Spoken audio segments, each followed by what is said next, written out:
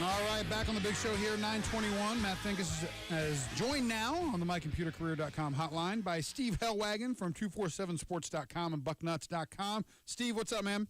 Not much, man. What's happening? I'm doing all right. How about those Jackets last night, man?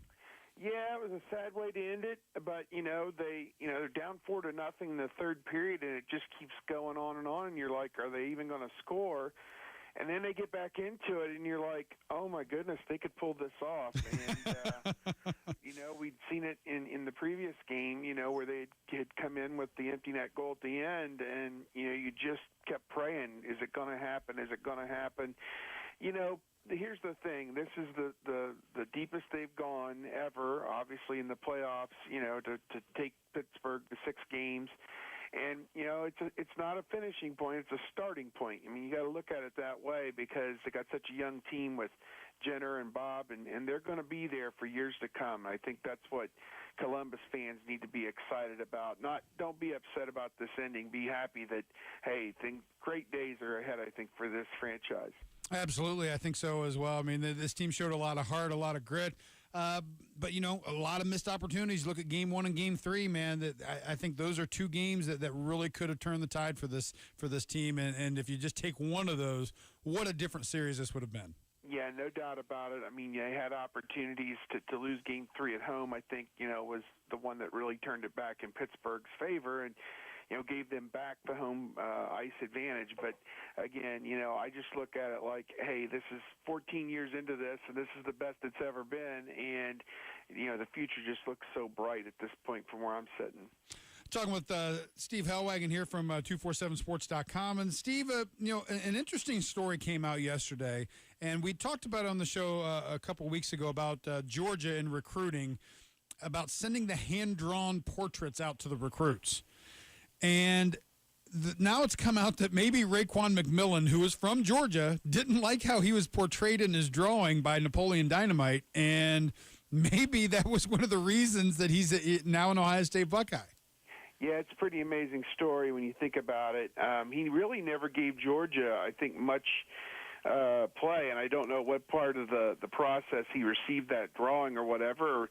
That was another recruit who said that. I don't think we've ever had Raekwon, go on the record and say that. So I don't know whether it's true or not. These kids, I grouping Raekwon in with, when the group admission, these kids are kind of fickle, and you do wonder about, some of the things that they are thinking about when they make the decision. I mean, they need to make the decision, one, for where they're going to get the best education, two, how the football program fits them, how, culturally, do they fit in with the group of players that they're going to go play with, and do they have a connection with the coaches that they're going to play for, and then three, I think you do it for the jersey and the helmet and all the other, stuff that goes along. I think proximity so that your parents can come watch you play. Yeah. A lot of factors go into this, but something as simple as a drawing can swing it. That seems pretty amazing to me. I mean, this is 4 years of your life.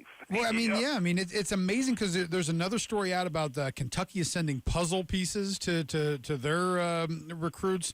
How much, I mean, we made so much of it when Urban Meyer got on Twitter and how Les Miles has the Twitter following, and now all the coaches need to be a part of that social media or they could be seen or viewed as dinosaurs and not, fun guys that are out there. I mean, Nick Saban has kind of fought this, and he's able to go his own way. But when you talk to these recruits, it is fascinating to me because I think that the dynamic has changed so much from when I was recruited, where a lot of those factors that you mentioned were the only factors. I mean, for me, it was your education. Do you fit in well with your teammates, and are you close to your family so they can come see games? But now there's so many other of these superfluous things that are going on. You come in, you put on the jersey, you do all these other things. How much does this really move the needle for these guys? Well, I think it can a little bit. I think here's a thought. We are so connected today in this day and age with Twitter and Instagram and everything else that's going on. And to be very honest with you, I mean, I follow a lot of the Ohio State recruits on Twitter just because, in my business, I need to know, if a kid announces on there, hey, I'm going to make my announcement at this point or whatever. Well, I got to tell you, about half of these kids, when they come to Ohio State, end up putting a portrait or a picture of themselves Urban Meyer wearing their jerseys, on Twitter or Instagram. Yeah. And then, I think it's, you hate to say it's a setup or a staged thing. I think it's just part of the natural progression of their visit. Well, then they sit back and take all the comments from all the people everywhere who, see that thing and say, oh, you look great in scarlet and gray. Oh, you've got to be a Buckeye after this, whatever. And I think it does have an impact. I think, if Ohio State has 100 people that comment on it, and let's just throw out, Florida or Georgia only have 5 or 10 people who may comment on it, and that may not be a good comparison because all these schools are widely followed. But maybe that impacts a kid. I don't know. But, I think just we're so connected today with everything that's going on with the handheld devices and Twitter and Instagram, Facebook, and everything else and Pinterest and everything else that connects these kids. I think it does have an impact on them. Talking with Steve Helwagen from 247sports.com and bucknuts.com. You can get on either one of those sites and get all the information that Steve puts out there every day. Talking about this 2015 recruiting class, we talked about a little of it last week. Still not a lot of names in there. One of the guys I want to focus on, and I think that we mentioned him last week, was the tight end Clark. A big focus for Urban Meyer because you're losing some very talented guys. I mean, the Hireman is going to go. Marcus Ball he hasn't broke into his own yet. Vanette is one concussion away from having to sit down for the rest of his career. And that tight end position is something that Urban Meyer really covets. I think if you really look at his offenses. Yeah, I mean, everyone talks about that Percy Harvin role, but I'll tell you what, he's done more with the tight end role and utilizing the tight end than I think any other coach in college football, and I think that's a linchpin role for him in that offense. Yeah, you look at the guys who played tight end, for him, obviously at the University of Florida were big-time guys, and I think that, Chris Clark at 6'6", 250 pounds from Connecticut could be another guy in that mix.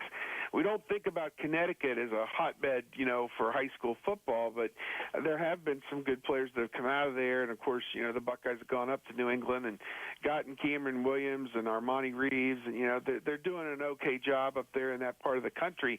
And Chris Clark, to me, it sounds like it's an Ohio State-Michigan battle for him. Notre Dame might be factored in there a little bit, but it sounds like, Michigan may be the team to beat after what's going on here in the last few days.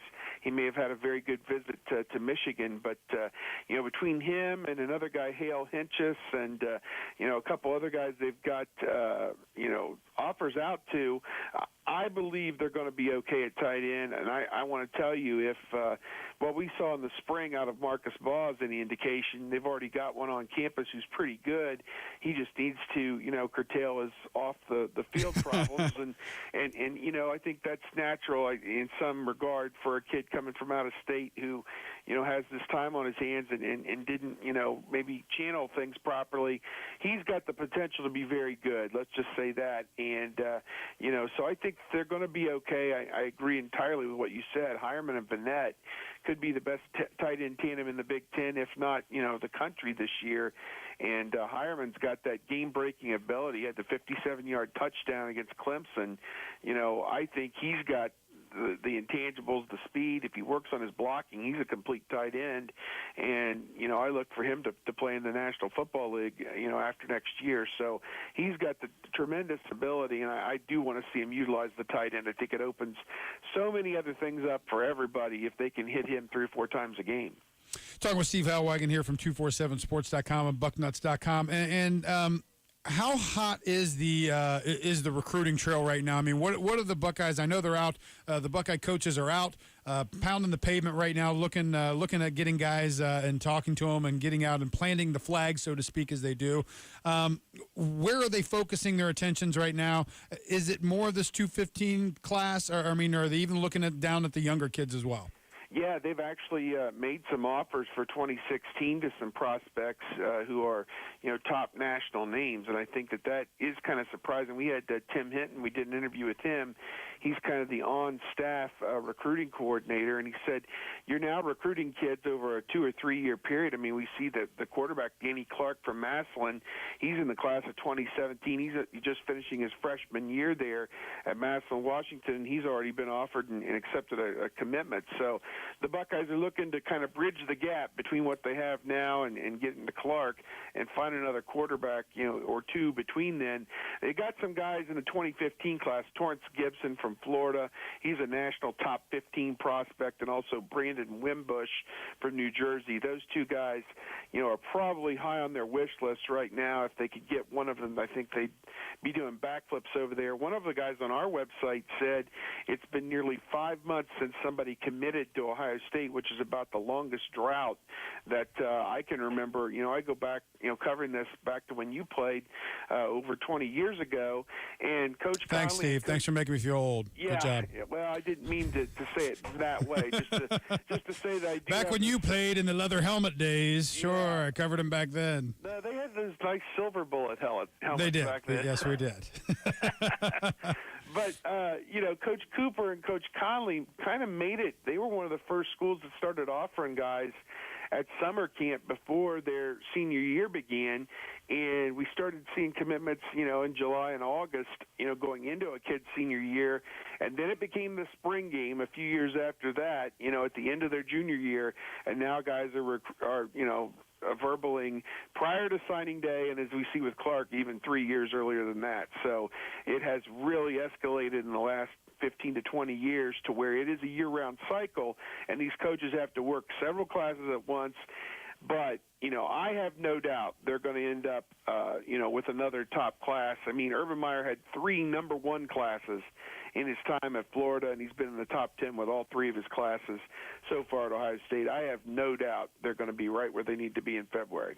Steve Helwagen from 247sports.com. Steve, last question. I want to jump outside of Ohio State just for a second here. Just announced that the Thompson twins are staying at Kentucky. Now, I think Calipari has been on that recruiting trail telling these guys and telling these incoming freshmen, hey, you're going to play here because our freshmen play here and then they leave and they're gone. They've got 4 McDonald's All-Americans that are looking to come in. You've got 3 of the starters from last year's national runner-ups that are going to be on the team again, and you have more of those guys on the bench. Do you think this affects Calipari's ability to recruit in the future if he gets these guys staying for more than 1 year? Well, I think, to me, Matt, the proof is in the NBA draft, and we've seen he has placed guys in the front half of the first round consistently since he's been there. You think about John Wall and Anthony Davis and, all the guys, Kid Gilchrist and everybody else that's gone through there.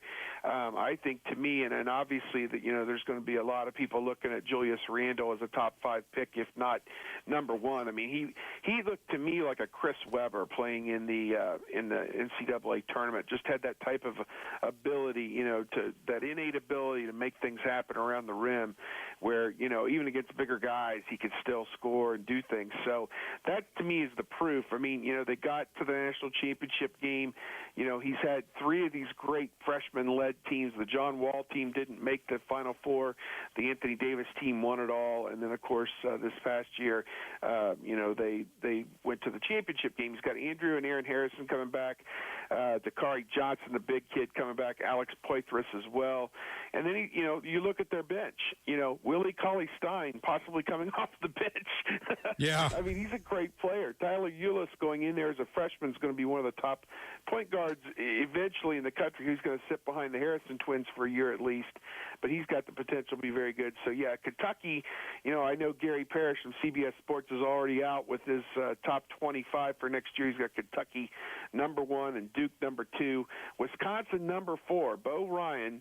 That's amazing. And here's one, Matt. Have we ever heard the name Nebraska in a preseason basketball poll? No. They're ahead of Ohio State. They're at number 18. Ohio State at number 21. That's going to be interesting. And he's thrown Michigan State a bone in there as well, I think in the low 23. Yeah. And I just don't see that. I think you lose Adrian Payton, Keith Appley, and Gary Harris, 3 first-team All-Big Ten guys in their career, that's too much to overcome, I think. Yeah, because Izzo doesn't. He's not a freshman-based team. I mean, he wants seniors. He wants leadership. He's about having those guys stay there in the system to be successful. So could be a reloading year for them and Michigan as well with the devastating losses both those programs have had. I think it's going to be rough, but Big Ten basketball is going to be very good again next year. Absolutely. Thanks so much. We do it every Tuesday at 9:20. Steve Helwagen joins us. You can check him out on 247sports.com and bucknuts.com. Steve will do it again next week.